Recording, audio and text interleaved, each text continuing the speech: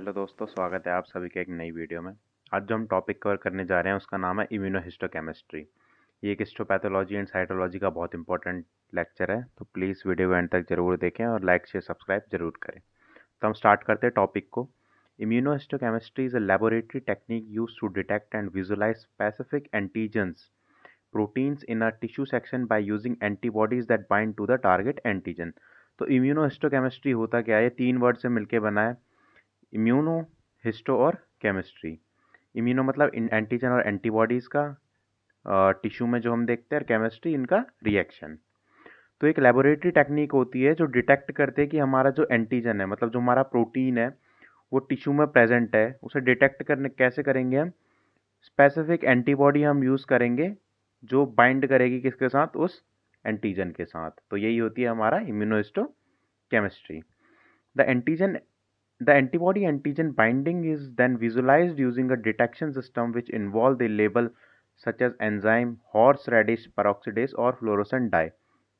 तो जब एंटीजन और एंटीबॉडी बाइंड करेंगे तो उसे देखने के लिए हम क्या यूज़ करेंगे? या तो हम हॉर्सरैडिश पेरोक्सिडेज यूज़ कर सकते हैं एंजाइम, या फिर फ्लोरोसेंट डाई का हम यूज़ कर सकते हैं। The technique is widely used in the histopathology, pathology, research and diagnostic to study the localisation, distribution and expression of protein in tissues. तो ये जो टेक्निक है ये हिस्टोपैथोलॉजी, पैथोलॉजी, रिसर्च, डायग्नोस्टिक और लोकलाइजेशन, डिस्ट्रीब्यूशन, एक्सप्रेशन प्रोटीन का tissue में, इन सबको देखने में हेल्प करती है। तो हम प्रिंसिपल देखते हैं कि प्रिंसिपल क्या होता है इम्यूनोहिस्टोकेमिस्ट्री का। फर्स्ट जो होता है एंटीजन एंटीबॉडी रिएक्शन होती है। The specificity of ISC is based on the ability of antibody to bind exclusively to their corresponding antigen in sample. तो ये क्या एबिलिटी होती है एंटीबॉडी की कि वो जाके स्पेशली जाके उस एंटीजन में जो प्रोटीन है हमारा टिश्यू में जाके बाइंड करे। फिर second labelling, antibodies are tagged with detectable marker such as enzymes, horseradish peroxidase, alkaline phosphatase और फ्लोरोसेंट डाई। जो एंटीबॉडी है उसे हम उसे टैग कर देते हैं हम डिटेक्टेबल मार्कर से, जिससे हम उसे डिटेक्ट कर सके बाद में। जैसे हॉर्सरैडिश पेरोक्सिडेज एंजाइम यूज कर सकते हैं, या फिर एल्कलाइन फॉस्फेटेज, या फिर फ्लोरोसेंट डाई का यूज कर सकते हैं।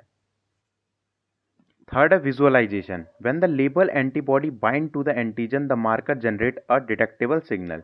तो जब हमारा लेबल एंटीबॉडी है वो बाइंड हो जाएगी एंटीजन के साथ, तो फिर वो एक सिग्नल देगी।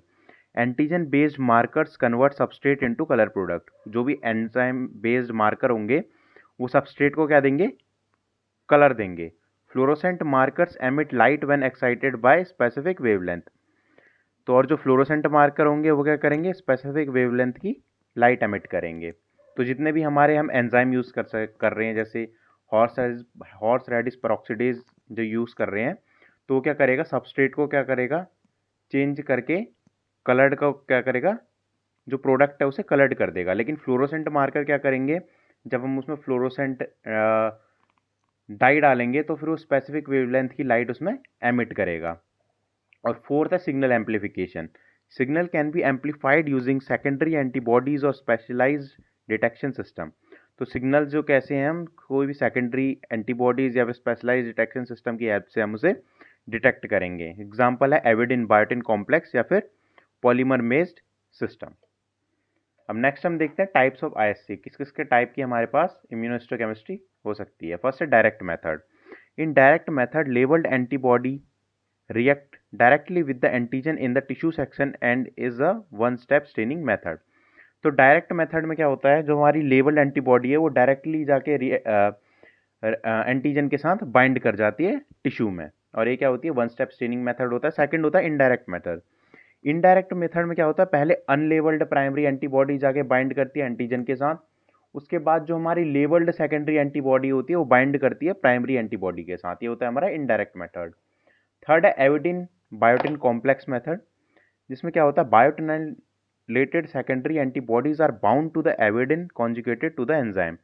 तो जो हमारी बायोटिनाइलेटेड सेकेंडरी एंटीबॉडीज होती हैं वो बाउंड करती है किसके साथ? एविडिन कॉन्जुगेटेड एंजाइम्स के साथ।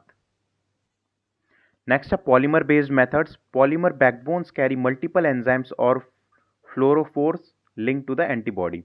जो पॉलीमर बैकबोन्स होती है वो मल्टीपल एंजाइम्स को या फिर फ्लोरोफोर्स को लिंक कर देती है एंटीबॉडी के साथ। तो हम प्रोसीजर देखते हैं कैसे हमारा आईएससी को प्रोसीड करते हैं आगे। सबसे पहले क्या करते हैं, fix the tissue sample on the fixative formalin to preserve structure and antigens.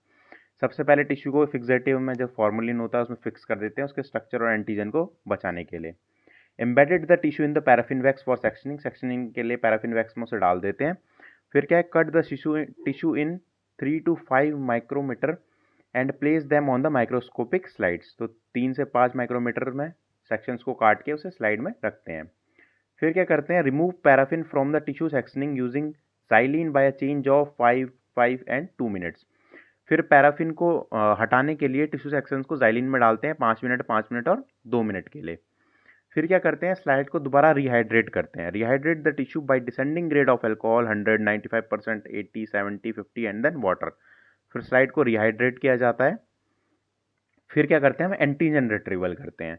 Use to restore और मास्क और unmarked antigen sites that are been marked और altered during the tissue fixation typically with formalin. तो ये क्या होता है, antigen retrieval क्या होता है, जो हमारे ऐसी एंटीजेनिक साइट्स होती है जो अनमार्क्ड हो जाती हैं, मतलब जिनमें आके फॉर्मेलिन जुड़ जाता है, उस मार्क्स को हटाने के लिए क्या करने के लिए हम क्या करते हैं, एंटीजन रिट्रीवल का हेल्प लेते हैं। इसमें 2 मेथड होते हैं। फर्स्ट मेथड है हीट इंड्यूस्ड एपिटोप रिट्रीवल। तो क्या इसमें क्या करते हैं, boil the slide in a buffer, citrate buffer to unmask antigen.